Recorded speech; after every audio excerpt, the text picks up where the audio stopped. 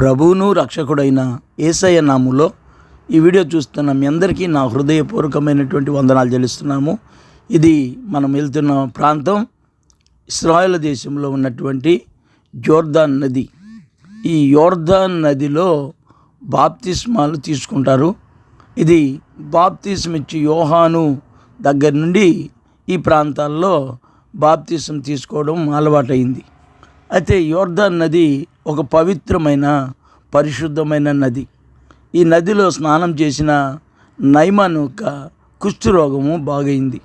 ఈ నదిలో ఎలీషా ప్రవక్త ఒకసారి గొడ్డలతో వాళ్ళు చెట్టు నరుగుతున్నప్పుడు గొడ్డలి ఊడి ఆ నదిలో పడినప్పుడు ఆడ చెట్టు కొమ్మని ఆ పైన ఏమని చెప్పినప్పుడు ఆ నీళ్ళలో వేసిన వెంటనే ఆ నీళ్ళలో గొడ్డలి పైకి తేలి చెట్టు కొమ్మ మునిగిపోయింది.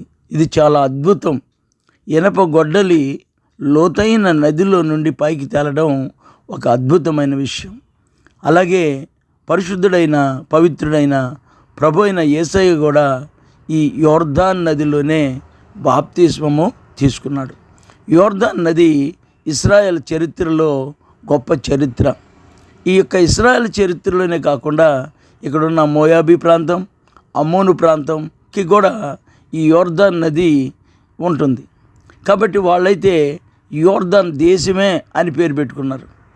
యోర్దాన్ దేశము అంటే ఇశ్రాయేల్ దేశం రాదు, కానీ మోయాబీ దేశం, అమ్మోను దేశం వస్తుంది. కాబట్టి ఈ ఇశ్రాయేల్ దేశాన్ని, మోయాబీ దేశాన్ని, అమ్మోను దేశాన్ని వెడం చేసేదే ఈ యొక్క యోర్దాన్ నది. ఈ యోర్దాన్ నది యొక్క చరిత్రగా మనం వెళ్ళేటైతే ఇది హెర్మోను కొండల్లో పుడుతుంది. మంచు, హెర్మోను, లెబానోను. ఈ లెబానోను ప్రాంతం అంతా కూడా సిరియాకి దగ్గరగా ఉంటుంది. ఈ సిరియా ప్రాంతంలో ఉన్నటువంటి అక్కడ దమస్కు ఉంటుంది. దమస్కు దగ్గర కదా మన పౌలు గారు రక్షణ పొందింది. దమస్కు దగ్గర ఉన్న క్రైస్తవుల్ని హింస పెట్టాలని వెళ్తున్నప్పుడు అక్కడ యేసయ్య ప్రత్యక్షమై సౌలా సౌలా నన్నెందుకు నువ్వు హింసిస్తున్నావు అన్నప్పుడు, ప్రభువా నువ్వెవరు అంటాడు. నేను హింసిస్తున్న యేసయ్యని నేనే అనగానే వెంటనే ఆయన మారుమనసు పొందుతాడు. మారుమనసు పొంది పశ్చాత్తాపం పొందుతాడు. కాబట్టి అక్కడ ఉన్నటువంటి ఆ దమస్కు ప్రాంతంలో రక్షణ పొందినటువంటి ఈ యొక్క పౌలు గారు ఇక మరణించేంత వరకు ప్రభువుని విడవకుండా ఎడబాయకుండా పరిచర్య చేశాడు. దేవుని కొరకు ఆయన నిలబడ్డాడు. కాబట్టి అంత భయంకరమైనటువంటి వ్యక్తి మారుమనసు పొంది తన జీవితాన్ని మార్చుకున్నాడు. ఇది మనం చూస్తున్న ప్రాంతం యోర్దాన్ ప్రాంతం. ఈ యోర్దాన్ ప్రాంతం ఆ హెర్మోను కొండల దగ్గర పుట్టి ప్రవహించి ఈ ప్రాంతం గుండా వస్తూ అది గలిలయ సముద్రంలోకి కలుస్తుంది. ఈ గలిలయ సముద్రము ఇశ్రాయేల్ దేశంకి అది మంచి ప్రాముఖ్యమైనటువంటి సముద్రం. ఈ సముద్రంలోనే యేసయ్య అనేక సార్లు చుట్టుపక్కల ప్రాంతాలు సంచరిస్తూ ఉండేవాడు. ఈ ప్రాంతంలోనే ఒక్కోసారి తుఫాన్ వచ్చినప్పుడు గాలి తుఫాన్ని గద్దించాడు. ఈ ప్రాంతంలోనే ఈ గెరాసేన దేశానికి వెళ్తున్నప్పుడు కూడా అక్కడ సైతాను శక్తులను వదిలించి వారికి స్వస్థత ఇచ్చాడు.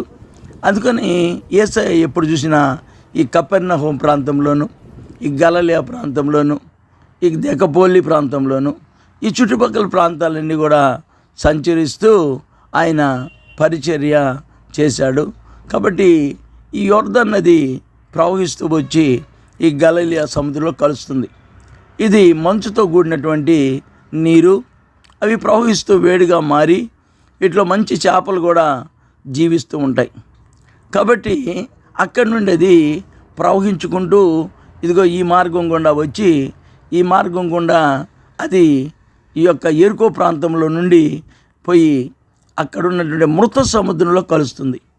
ఇది చివరిగా మృత సముద్రంలో కలిసి మృతము అయిపోతుంది.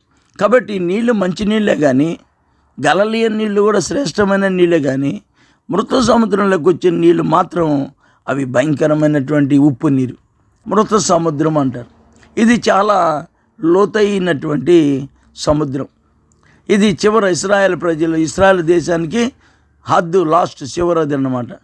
కాబట్టి ఈ మృత సముద్రం దగ్గర ఇశ్రాయేలు ప్రజలు ఈ ప్రాంతం గుండానే సిద్దిము లోయ అని కూడా దీనికి పేరు ఉంది. ఈ యొక్క ప్రాంతం గుండానే వచ్చినట్టుగా చూస్తాము. ఈ ప్రాంతంలోనే యోదేమీయులు, సెమీయులు వీళ్ళు కూడా ఉన్నట్టుగా మనం చూస్తాము. ఇశ్రాయేల్ ప్రజలు ఐగుప్తు దేశంలో నుండి వస్తూ వారు అనేక ప్రాంతాలు సంచరిస్తూ సీనాయి కొండ దగ్గరకు వచ్చారు. ఈ సీనాయి కొండ దగ్గర నుండి వాళ్ళు ప్రయాణం చేస్తూ అక్కడి నుండి సెయ్యూరు ప్రాంతానికి వస్తారు. సెయ్యూరు అంటే ఏదోమీయులు అంటే ఇస్సాకు యొక్క సంతానం. కాబట్టి ఈ యొక్క యోదోమీయులు ఇశ్రాయేల్ ప్రజల్ని అడ్డుకున్నప్పుడు వాళ్ళు పౌనీరాల దేశం గుండా అప్పుడు వాళ్ళతో యుద్ధం చేస్తారు. వాళ్ళు అక్కడ ఈ రోజున సెయ్యూరు దేశం లేదు, యోదోమీయులు లేరు వాళ్ళు. కాబట్టి అక్కడి నుండి వాళ్ళు మోయాబు ప్రాంతానికి వస్తారు ఇశ్రాయేల్ ప్రజలు. మోయాబు ప్రాంతం గుండా వస్తే రాజు కూడా వాళ్ళు రానికుండా అడ్డగిస్తాడు. అక్కడ ఉన్నటువంటి కొంతమంది యుద్ధం కూడా వాళ్ళతో చేస్తారు. అయినప్పటికీ దేవుడు వాళ్ళతో యుద్ధం చేయనీడు, మోయాబీలతో చేయనీడు. అందుకని వాళ్ళు వచ్చి ఎడారుల్లో నివాసం చేస్తూ ఉంటారు. ఆ ఎడారిలో ఉన్నటువంటి పిస్గా కొండ, నెబో పర్వతం, ఈ నెబో పర్వతం దగ్గరకు వచ్చినప్పుడు దేవుడు ఇశ్రాయేల్ ప్రజల్ని పరీక్షించి ఎవరైతే తిరుగుబాటు చేశారో వారందరూ కూడా సీనాయి అరణ్యంలోనే మరణిస్తారు. నూతనంగా వచ్చినటువంటి వారిని సిద్ధపరిచి వారిని ఈ యొక్క నెబో పర్వతం దగ్గర నుండి మోషే గారు ఇశ్రాయేల్ ప్రజలకు బోధించి యెహోషువ నాయకత్వంలో ఇక్కడ నుండి వాళ్ళు ఆ యోర్దాన్ నది దాటి యువతలకు వస్తారు.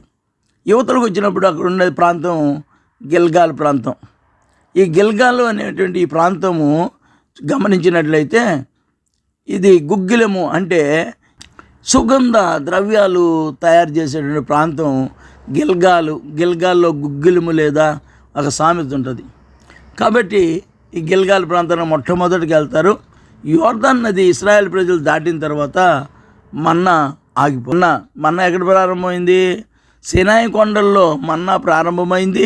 40 సంవత్సరాలు ఇశ్రాయేల్ ప్రజలు అది తింటూ వచ్చారు. 40 సంవత్సరాలు మేఘస్తంభం వాళ్ళని ఆవరించి ఉంది, అగ్నిస్తంభం వాళ్ళని కాసుకొని ఉంది. దేవుడు వాళ్ళ ముందు నడుస్తున్నాడు, వారి ఆపదల్లో నుండి వారిని విడుదల చేస్తున్నాడు, వారిని నడిపించుకొని తీసుకొస్తున్నాడు. ఇంత గొప్ప చరిత్ర ఇశ్రాయేల్ ప్రజల యొక్క చరిత్ర. గిల్గాల్లో నుండి మొట్టమొదటిగా యుద్ధం చేసిన ప్రాంతం యెరికో ప్రాంతం. ఈ యెరికో దేశాన్ని నుంచి జయించుకుంటూ వారు ఇశ్రాయేల్ ప్రజలు మరలా లెబానోన్ వరకు వారు జయించుకుంటూ వెళ్ళారు. ఇంత గొప్ప చరిత్ర ఉంది, అర్థం చేసుకోండి. కామెంట్ తెలియజేయండి, మీ సందేహాలు తెలియజేయండి. వీడియో చూసిన మీ అందరికీ నా వందనాలు. మీకు ఏదైనా డౌట్ ఉంటే మళ్ళీ చెప్పండి, ఇంకొక వీడియోలో నేను మీకు తెలియజేస్తాను. Praise the lord.